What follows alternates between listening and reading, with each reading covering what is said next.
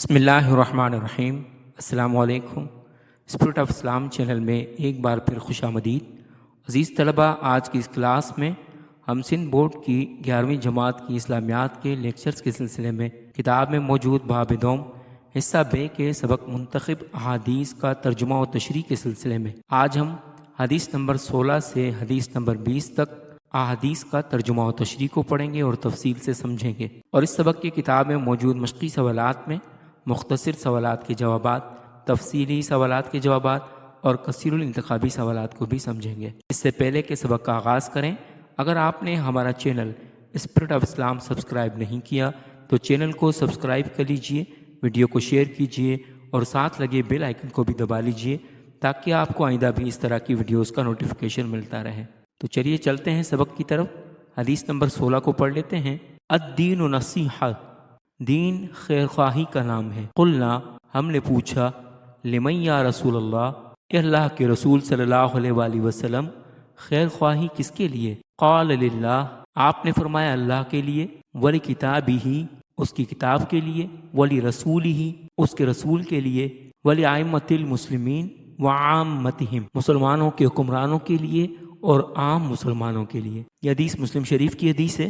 چلتے ہیں اس حدیث کی تشریح کی طرف۔ اس حدیث مبارکہ میں حقوق کی ادائیگی، واعظ، نصیحت اور ایک دوسرے کو نیکی کا حکم دینے اور ایک دوسرے کو برائی سے روکنے جیسے اعمال کی ترغیب دی گئی ہے، یعنی نصیحت کو خیر خواہی کا نام دیا گیا ہے، اور یہ حدیث دین اسلام کی جامع تعلیمات کا نچوڑ ہے۔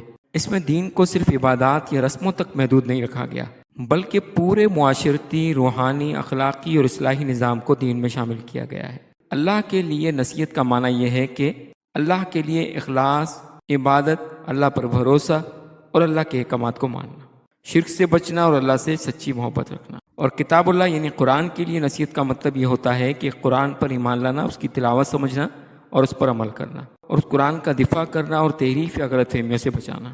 اسی طرح سے رسول اللہ صلی اللہ علیہ وآلہ وسلم کے لیے نصیحت کا مطلب یہ ہوگا کہ آپ صلی اللہ علیہ وآلہ وسلم کی اطاعت کی جائے، حضور سے محبت کی جائے، حضور کی سنتوں پر عمل کیا جائے اور آپ کے لائے ہوئے دین کی اشاعت کی جائے، جھوٹے دعووں اور گستاخیوں سے حضور کی ذات کا دفاع کیا جائے۔ جس طرح سے یہاں کتاب میں بھی فرمایا گیا کہ اللہ کی ذات پر کاملی ایمان لانا، اللہ کی نازل کردہ الہامی کتابوں پر ایمان لانا، اس کے بھیجے ہوئے انبیاء کرام پر ایمان لانا اور ان کی اطاعت کرنا، مسلمان حاکم، عادل، امام کی اطاعت کرنا اور تمام انسانوں کے حق ادا کرنا، یہ تمام چیزیں خیر خواہی میں شمار ہوتی ہیں۔ اس طرح ذمہ داریاں ادا کرنے سے انسان اپنی اور تمام انسانوں کے لیے خیر خواہی کر سکتا ہے۔ اسی طرح سے ائمۃ المسلمین کا مطلب یہ ہوا، ائمۃ المسلمین یعنی مسلمان حکمرانوں کے لیے نصیحت کا مطلب یہ ہوا کہ ان کی اصلاح کی دعا کی جائے، ان کے لیے ہمیشہ خیر کی طرف رہنمائی، ان کو نرمی کے ساتھ مشورہ دیا جائے، فتنے اور بغاوت سے گریز کیا جائے جب تک کہ وہ اسلام کے خلاف نہیں ہو جاتے۔ جب وہ مسلمان حکمران اسلامی تعلیمات کے خلاف ہو جائیں گے تو پھر ان کے لیے نرمی نہیں ہے۔ اسی طرح سے عام مسلمانوں کے لیے نصیحت کا مطلب یہ ہوتا ہے کہ عام مسلمانوں کے ساتھ خیر خواہی، محبت، تعاون، ان کے دکھ درد میں شریک ہونا، ان کو دھوکہ نہ دینا اور ان کا بھلا چاہنا۔ یعنی اس میں یہ بتایا گیا ہے کہ اسلام صرف عبادات کا مجموعہ نہیں ہے بلکہ ایک زندہ اخلاقی اور معاشرتی نظام ہے۔ اگر ہر مسلمان یہ 5 قسم کی خیر خواہی اپنا لے تو معاشرہ امن، اخوت اور ترقی کا گہوارہ بن سکتا ہے۔ اس کے بعد اگلی حدیث مبارکہ ہے، فرمایا لا يدخل الجنت خب ولا منان ولا بخیل۔ جامع ترمذی کی حدیث نمبر 1812 ہے۔ اس کا ترجمہ ہے دھوکے باز، احسان جتلانے والا اور کنجوس جنت میں نہیں جائیں گے۔ اس حدیث کی تشریح میں فرمایا گیا کہ دھوکے بازی، نیکی کرنے کے بعد احسان جتلانے اور بخل کی مذمت کی گئی ہے۔ ایسے لوگوں کے غلط رویوں کی وجہ سے معاشرے میں فساد اور بگاڑ پیدا ہوتا ہے۔ معاملات میں دھوکہ دینا، اپنی فطرت میں سخاوت کی بجائے بخل کرنا، کسی کے ساتھ بھلائی کرنے کے بعد لوگوں کے سامنے احسان جتا کر اس کو حقیر سمجھنا غیر اخلاقی کام ہے جس کی اسلام کبھی اجازت نہیں دیتا۔ تو گویا کہ 3 قسم کے لوگوں کے بارے میں اس میں بتایا گیا ہے کہ وہ جنت میں نہیں جائیں گے۔ سخاب ان کہتے ہیں چیخنے چلانے والے کو، یعنی ایسا شخص جو بازاروں، گھروں یا مجمع میں چیخ کر بات کرتا ہو، بدتمیزی کرے، شور و غل اور گالی گلوچ کو عادت بنا ڈالے، تو پہلے نمبر پہ ایسا شخص جنت میں نہیں جائے گا۔ اسی وجہ سے اسلام ہمیں نرمی، مہذب گفتگو اور سکون سے بات کرنے کا درس دیتا ہے۔ دوسرے نمبر پر ہے احسان جتلانے والا، یعنی ایسا شخص جو کسی پر احسان کرے اور پھر بار بار اس کا تانا دے یا اسے ذلیل کرتا پھرے۔ اخلاقی طور پر بھی احسان جتانا نہ صرف اخلاقی گراوٹ ہے بلکہ اس سے نیکی ضائع ہو جاتی ہے۔ تیسرے نمبر پر کنجوس کے بارے میں فرمایا گیا کہ وہ بھی جنت میں نہیں جائے گا، یعنی ایسا شخص جو اللہ کی راہ میں خرچ نہ کرے، زکوٰۃ نہ دے، صدقہ نہ کرے یا دوسروں کی مدد سے جی چرائے۔ کنجوسی انسان کو اللہ کی رحمت سے دور کر دیتی ہے، جبکہ جنت سخاوت اور فیاضی والوں کی جگہ ہے۔ تو اس سے یہ پتہ چلا کہ جنت صرف نماز روزے سے نہیں ملتی بلکہ اچھے اخلاق، سخاوت، نرمی اور خلوص بھی شرط ہیں۔ تو اس لیے ہمیں چاہیے کہ اپنی گفتگو میں نرمی اختیار کریں، کسی پر احسان نہ جتائیں، دوسروں کی مدد کے لیے دل کھول کر خرچ کریں۔ چلتے ہیں اس کے بعد اگلی حدیث کی طرف۔ اس میں فرمایا گیا اطعموا الجائع، بھوکوں کو کھانا کھلاؤ، وعودوا المریض، بیمار کی مزاج پرسی کرو، وفکوا العانی، اور قیدی کو کافروں کی قید سے آزاد کراؤ۔ یہ صحیح بخاری کی حدیث نمبر 5373 ہے کہ اس حدیث مبارکہ میں لوگوں کے ساتھ ہمدردی کرنے اور ان کی ضروریات زندگی میں آسانی پیدا کرنے کی ترغیب دی گئی ہے۔ جیسا کہ ایک اور حدیث مبارکہ میں ہے کہ بھوکے کو کھانا کھلانا بہترین صدقہ ہے جس میں ہر قسم کے جانور اور کیڑے مکوڑے بھی شامل ہیں، لیکن اشرف المخلوقات ہونے کے ناطے انسان کی خدمت کرنا بہت بڑا اجر و ثواب کا کام ہے۔ ایک مسلمان کے دوسرے مسلمان پر جو حقوق ہیں ان میں سے ایک بیمار کی مزاج پرسی کرنا ہے جس کا حکم حدیث پاک میں آیا ہے۔ اس طرح وہ لوگ جو غربت یا قرض کی وجہ سے بے یار و مددگار ہو چکے ہیں یا جو مشرکوں اور کافروں کی قید میں ہیں، ان کے لیے وسائل مہیا کرنا بھی احسن عمل ہے۔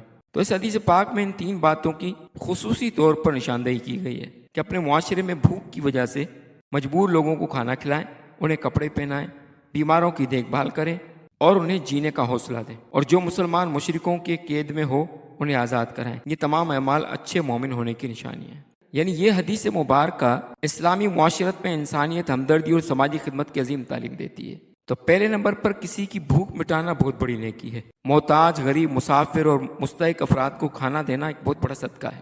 ایک حدیث میں آتا ہے کہ جو شخص کسی مسلمان کو کھانا کھلائے اللہ تعالیٰ اسے جنت کے میوے کھلائے گا۔ اسی طرح سے اس حدیث میں دوسرے نمبر پر مریضوں کی عیادت کرنے کا کہا گیا ہے کہ مریض کی عیادت کرنا بھی سنت ہے۔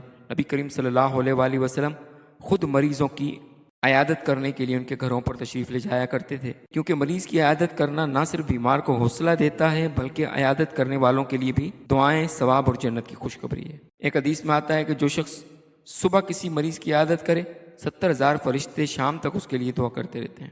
تیسرے نمبر پر اس حدیث میں قیدیوں کو آزاد کرنے کا حکم دیا گیا ہے، یعنی ایسا شخص جو کسی مصیبت میں جکڑا ہوا ہو، کسی مظلوم یا مجبور کو رہائی دلانا، قرض سے نجات دلانا یا غلام کو آزاد کرنا بڑی عظیم نیکی ہے۔ تو عزیز طلبہ، اسلام صرف عبادات کا نام نہیں ہے بلکہ انسانوں کے دکھ درد بانٹنے اور فلاحی کام میں بڑھ چڑھ کر حصہ لینے کا نام مذہب ہے۔ تو اس طرح یہ حدیث ہمیں انسانیت، ہمدردی اور عملی خدمت کا درس دیتی ہے۔ اس کے بعد اگلی حدیث مبارکہ ہے ان من اجلال اللہ، اللہ تعالیٰ کی عظمت کو بیان کرنے کا ایک طریقہ یہ ہے اکرام ذی الشیبۃ المسلم، کہ بوڑھے مسلمان کا احترام کیا جائے۔ یہ حدیث الادب المفرد کی حدیث نمبر 273 ہے۔ اس حدیث پاک میں ہر بوڑھے اور کمزور مسلمان کے ساتھ شائستگی یعنی نرمی اور احترام سے پیش آنے کی تلقین کی گئی ہے۔ عمر دراز یعنی بڑی عمر والے اور بوڑھے افراد معاشرے اور خاندان کے لیے اپنی خدمات انجام دینے کے بعد اس درجے کو پہنچ جاتے ہیں کہ ان کے ساتھ دوستانہ سلوک، مناسب گفتگو، شائستہ لہجہ اور حسن سلوک سے پیش آنا ہر مسلمان کی ذمہ داری ہے، خاص طور پر جب وہ بوڑھے والدین ہوں۔ تو اس حدیث میں ایسے بزرگوں کی تعظیم کو اللہ تعالیٰ کی تعظیم کہا گیا ہے، اور یہ بتایا گیا ہے کہ اللہ تعالیٰ کی تعظیم میں سے یہ بھی اللہ کی تعظیم ہے کہ کسی مسلمان بوڑھے کی عزت کی جائے۔ تو اس حدیث میں گویا یہ بتایا گیا ہے کہ اللہ تعالیٰ کی تعظیم اور ادب صرف عبادت یا ذکر تک محدود نہیں بلکہ اس کا مظاہرہ انسانوں کے ساتھ حسن سلوک اور عزت سے بھی ہوتا ہے۔ کوئی بوڑھا شخص عمر، تجربہ اور دینداری میں ہم سے برتر ہوتا ہے، اس لیے اس کی خدمت، اس کے ساتھ نرمی سے پیش آنا، اس کا احترام کرنا اللہ تعالیٰ کی تعظیم کے مترادف ہے۔ تو اس لیے ہمیں چاہیے کہ بزرگوں کی عزت کریں اور ان کا ادب و احترام کریں۔ اسی طرح سے حدیث نمبر 20 کی طرف چلتے ہیں جس میں فرمایا گیا من صمت نجا، ترمذی شریف کی حدیث نمبر 2501 ہے، جس کا ترجمہ ہے جس نے خاموشی اختیار کی وہ کامیاب ہو گیا۔ اس حدیث میں خاموش رہنے کی فضیلت بیان کی گئی ہے۔ انسان کو چاہیے کہ اچھی بات کو عام کرے، کیونکہ تلاوت، ذکر، اذکار، ہدایت کی باتیں، حکمت و دانائی، حق و صداقت یا خیر خواہی کی بات افضل عبادت شمار ہوتی ہے۔ بری گفتگو اور فضول باتوں سے پرہیز کریں، بری گفتگو اور فضول باتوں سے پرہیز کرو اور خاموشی اختیار کرو، کیونکہ جو شخص برائی کرنے کے بجائے خاموشی اختیار کرے گا وہی کامیاب ہوگا۔ عزیز طلبہ، یہ حدیث الفاظ کے لحاظ سے مختصر ہے مگر نہایت گہری اور زندگی بدل دینے والی حقیقت پر مشتمل ہے، کیونکہ اس میں زبان کی حفاظت اور غیر ضروری باتوں سے بچنے کی تلقین کی گئی ہے۔ زبان انسان کا سب سے طاقتور ہتھیار بھی ہے اور سب سے خطرناک بھی، کیونکہ انسان اکثر فالتو باتوں، غیبت، جھوٹ، بہتان، چغلی اور فتنہ پرور گفتگو کے ذریعے گناہوں میں پڑتا ہے۔ اور جو شخص اپنی زبان کو قابو میں رکھتا ہے، سوچ سمجھ کر بولتا ہے یا خاموش رہتا ہے، وہ بہت سے فتنوں، گناہوں اور غلطیوں سے بچ جاتا ہے۔ تو حدیث کا مفہوم یہ ہے کہ خاموش رہنے والا شخص گناہوں سے نجات پا لیتا ہے۔ نبی کریم صلی اللہ علیہ وآلہ وسلم نے فرمایا کہ جو اللہ اور آخرت کے دن پر ایمان رکھتا ہے وہ اچھی بات کرے یا خاموش رہے۔ اسی طرح سے ایک اور حدیث میں حضور علیہ الصلوۃ والسلام نے فرمایا کہ کیا لوگ اپنے چہروں کے بل جہنم میں نہ ڈالے جائیں گے مگر اپنی زبانوں کی کمائی کی وجہ سے۔ تو خاموشی صرف سکون کا ذریعہ ہی نہیں بلکہ روحانی نجات کا ذریعہ بھی ہے۔ بولنے سے پہلے سوچنا چاہیے اور جب فائدے کی بات نہ ہو تو خاموش رہنا چاہیے، یہی مومن کی خوبی ہے۔ عزیز طلبہ، چلتے ہیں اس سبق کے کتاب میں موجود مشقی سوالات کی طرف۔ درج ذیل سوالات کے تفصیلی جوابات لکھیے۔ پہلا سوال ہے، درج ذیل احادیث میں سے کسی بھی ایک حدیث کا ترجمہ اور تشریح لکھیے۔ پہلی حدیث ہے، الدین نصیحۃ قلنا لمن یا رسول اللہ قال للہ ولکتابہ ولرسولہ ولائمۃ المسلمین وعامتہم۔ اس کا ترجمہ ہے، دین خیر خواہی کا نام ہے۔ ہم نے پوچھا اللہ کے رسول صلی اللہ علیہ وآلہ وسلم، خیر خواہی کس کے لیے؟ آپ نے فرمایا اللہ کے لیے، اس کی کتاب کے لیے، اس کے رسول کے لیے، مسلمانوں کے حکمرانوں کے لیے اور عام مسلمانوں کے لیے۔ چلتے ہیں اس کی تشریح کی طرف۔ اس حدیث مبارکہ میں حقوق کی ادائیگی، ایک دوسرے کو نیکی کا حکم دینے اور ایک دوسرے کو برائی سے روکنے جیسے نیک اعمال کی ترغیب دی گئی ہے۔ اللہ کی ذات پر کامل ایمان لانا، اللہ کی نازل کردہ الہامی کتابوں پر ایمان لانا، اس کے بھیجے ہوئے انبیاء کرام پر ایمان لانا اور ان کی اطاعت کرنا، مسلمان حاکم اور عادل امام کی اطاعت کرنا اور تمام انسانوں کے حق ادا کرنا، یہ تمام چیزیں خیر خواہی میں شمار ہوتی ہیں۔ اس طرح ذمہ داریاں ادا کرنے سے انسان اپنے اور تمام انسانوں کے لیے خیر خواہی کر سکتا ہے۔ اسی طرح سے اگلی حدیث ہے، اطعم الجائع وعود المریض وفک العانی۔ اس کا ترجمہ ہے، بھوکے کو کھانا کھلاؤ، بیمار کو مزاج پرسی کرو اور قیدی کو کافروں کی قید سے آزاد کراؤ۔ اس کی تشریح میں فرمایا گیا کہ اس حدیث مبارکہ میں 3 معاشرتی ذمہ داریوں کی طرف توجہ مبذول کرائی گئی ہے۔ نمبر 1، لوگوں کے ساتھ ہمدردی کرنا، ان کی ضروریات زندگی میں آسانی پیدا کرنا، جیسا کہ ایک اور حدیث مبارکہ میں ہے کہ بھوکے کو کھانا کھلانا بہترین صدقہ ہے، جس میں ہر قسم کے جانور، پرندے اور کیڑے مکوڑے شامل ہیں، لیکن اشرف المخلوقات ہونے کے ناطے انسان کی خدمت کرنا بہت بڑا اجر و ثواب کا کام ہے۔ نمبر 2، اور ایک مسلمان کے دوسرے مسلمان پر جو حقوق ہیں ان میں سے ایک بیمار کی عیادت یعنی مزاج پرسی کرنا ہے، جس کا حکم حدیث پاک میں آیا ہے۔ تیسرے نمبر پر، اس طرح وہ لوگ جو غربت یا قرض کی وجہ سے بے یار و مددگار ہو چکے ہیں یا جو مشرکوں اور کافروں کی قید میں ہیں، ان کے لیے وسائل مہیا کرنا بھی احسن عمل ہے۔ اس حدیث پاک میں ان 3 باتوں کی خصوصی طور پر نشاندہی کی گئی ہے کہ اپنے معاشرے میں بھوک کی وجہ سے مجبور لوگوں کو کھانا کھلائیں، انہیں کپڑے پہنائیں، بیماروں کی دیکھ بھال کریں اور انہیں جینے کا حوصلہ دیں، اور جو مسلمان مشرکوں کی قید میں ہو انہیں آزاد کرائیں اور ان کا سہارا بنیں۔ یہ تمام اعمال اچھا مومن ہونے کی نشانیاں ہیں۔ اس کے بعد درج ذیل سوالات کے مختصر جوابات لکھیے، جس میں پہلا سوال ہے، آپ کی نظر میں دوسروں کی مدد کرنے کے کیا کیا طریقے ہیں؟ اس کا جواب ہے، درج ذیل طریقوں سے دوسروں کی مدد کی جا سکتی ہے۔ نمبر 1، جو مصیبت میں ہو اسے اس مشکل سے آزاد کروا دیا جائے۔ نمبر 2، مفلسی کا شکار شخص کی مالی مدد کی جائے، اس کی ضروریات پوری کی جائیں۔ نمبر 3، خوف زدہ لوگوں کو تحفظ فراہم کیا جائے۔ نمبر 4، غیر مسلموں کو اسلام کی ترغیب دی جائے۔ نمبر 5، ظالم کو ظلم سے روکنے کی بھرپور کوشش کی جائے۔ نمبر 6، جو کسی غم میں مبتلا ہو اس کی داد رسی اور دلجوئی کی جائے۔ اس کے بعد سوال ہے، معاشرے میں بزرگوں کی عزت نہ ہونے کی کیا وجوہات ہیں؟ آپ کی نظر میں ان کا حل کیا ہے؟ اس کا جواب ہے، معاشرے میں بزرگوں کی عزت نہ ہونے کا سبب صرف اور صرف اسلامی تعلیمات سے دوری ہے، اس لیے کہ اسلامی تعلیمات تو یہی سکھاتی ہے کہ بزرگوں کا احترام کیا جائے، جیسا کہ حدیث پاک میں ہے کہ جو ہمارے چھوٹوں پر شفقت نہ کرے اور بڑوں کی توقیر نہ کرے وہ ہم میں سے نہیں۔ اس مسئلے کا واحد حل اپنے بچوں کو اسلامی تعلیمات اور نبی کریم صلی اللہ علیہ وآلہ وسلم کے طور طریقوں سے روشناس کرانا ہے۔ تیسرا سوال ہے خاموشی کے فائدے بیان کیجیے۔ اس کا جواب ہے خاموش رہنے کے بہت سے فوائد ہیں، جن میں سے چند ایک یہ ہیں۔ نمبر 1، خاموشی انسان کو زبان کے کبیرہ گناہوں جیسے جھوٹ، چغلی، غیبت، تہمت، گالم گلوچ، فحش گوئی سے محفوظ رکھتی ہے۔ نمبر 2، خاموشی انسان کے وقار اور اعتماد کو بحال رکھتی ہے۔ نمبر 3، خاموشی دینی امور میں انسان کی مددگار ثابت ہوتی ہے۔ نمبر 4، خاموشی انسان کو شیطانی حملوں سے محفوظ رکھتی ہے۔ نمبر 5، خاموشی حدیث کے مطابق انسان کی نجات کا ذریعہ ہے۔ عزیز طلبہ، اس کے بعد چلتے ہیں کتاب میں موجود اس سبق کے کثیر انتخابی سوالات کی طرف۔ درست جواب کے سامنے ٹک کا نشان لگائیے۔ پہلا سوال ہے احسانات گنوانے کا مطلب ہے۔ آپشن الف مزید احسان کرنا، آپشن بے زیادہ مدد کرنا، آپشن جیم بھلائی کر کے جتانا، آپشن دال شکریہ ادا نہ کرنا۔